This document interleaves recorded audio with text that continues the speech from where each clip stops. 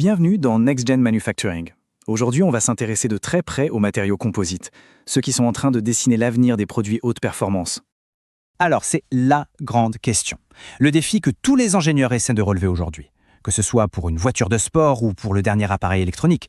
Comment on peut avoir le meilleur des deux mondes, la solidité du métal, la légèreté du plastique, et en plus pouvoir en fabriquer des milliers? Eh bien, la réponse se trouve dans une famille de matériaux vraiment à part, conçus spécifiquement pour résoudre ce casse-tête. Tout part d'un concept clé, le compound ou pâte à mouler. Il faut voir ça comme une recette de cuisine high-tech, déjà préparée et prête à l'emploi. L'énorme avantage, c'est que ça garantit une constance parfaite d'un lot à l'autre. C'est absolument crucial quand on parle de production en grande série. Fini les erreurs de dosage. Et dans ce monde des compounds, il y a deux grandes stars qui dominent le marché, le SMC et le BMC. La différence fondamentale entre les deux, elle est assez simple à visualiser. Le SMC, c'est une feuille, une sorte de nappe de matériaux avec des fibres longues. Ça, c'est idéal pour les grandes pièces qui ont besoin d'une très bonne résistance mécanique. Le BMC, lui, c'est une pâte en vrac avec des fibres beaucoup plus courtes. Il est plus fluide, ce qui permet de mouler des pièces aux formes bien plus complexes. D'accord, mais alors, qu'est-ce qu'il y a exactement à l'intérieur de ces pâtes? Allons voir les ingrédients de cette recette un peu spéciale. C'est un mélange savant. La résine, c'est un peu le ciment qui tient tout ensemble. Les renforts, généralement des fibres de verre, c'est comme les barres de fer dans du béton armé. C'est ça qui donne toute la solidité. Et puis on ajoute tout un tas de charges et d'additifs pour donner au matériau des propriétés bien précises, comme sa couleur, sa résistance au feu ou pour faciliter le démoulage. Sauf que mélanger tous ces ingrédients, ça ne suffit pas.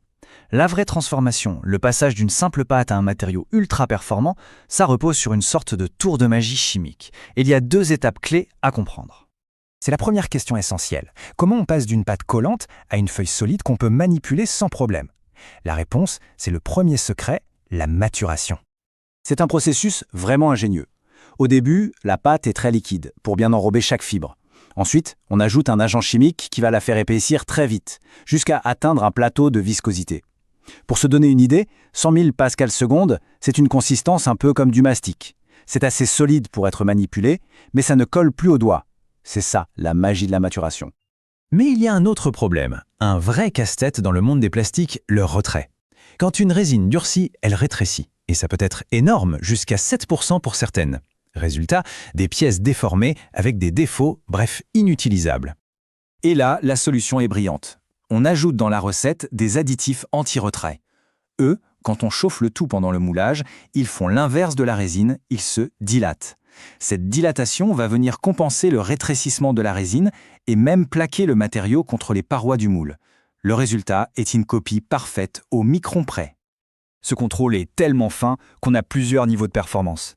Le top du top, c'est ce qu'on appelle le low profile ou LP. Là, on a un retrait quasi nul inférieur à 0,05%. C'est ce qui permet d'obtenir des surfaces parfaitement lisses, prêtes à être peintes, comme sur une carrosserie de voiture.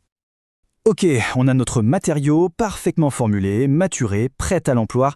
Maintenant, comment on lui donne sa forme définitive? Il y a principalement deux techniques. Pour les grandes feuilles de SMC, on utilise la compression. On place la feuille dans un moule chauffé et on vient presser très fort. Pour le BMC, qui est plus pâteux, on utilise l'injection. On le pousse sous très haute pression dans un moule fermé. On parle de température élevée et de pression énorme dans les deux cas. Et justement, la pression, c'est la clé. Pour obtenir cette fameuse finition classe A, cette surface miroir, il faut mettre le paquet. Plus le matériau est performant, comme un low profile, plus il faut de pression pour s'assurer que l'additif anti-retrait fasse bien son travail et que la pièce soit une réplique parfaite du moule. Alors, au final, qu'est-ce que tout ça change pour la manière dont on fabrique les objets de demain? L'idée la plus importante à retenir, c'est celle-ci. On ne parle pas de plastique au sens classique du terme. On parle de système formulé. Chaque compound est un produit semi-fini, une recette ultra précise pensée pour atteindre une performance bien spécifique. Et c'est cette combinaison de propriétés qui est une vraie révolution. On a la solidité du métal sans le poids, on peut créer des formes complexes, impossibles à faire en métal. On peut produire en très grande quantité et on obtient des pièces avec une finition parfaite directement sortie du moule. C'est ça, la fabrication de nouvelles générations. Et ça nous laisse sur une question absolument fascinante. Les exigences ne cessent d'augmenter. On veut toujours plus léger, plus solide, plus complexe.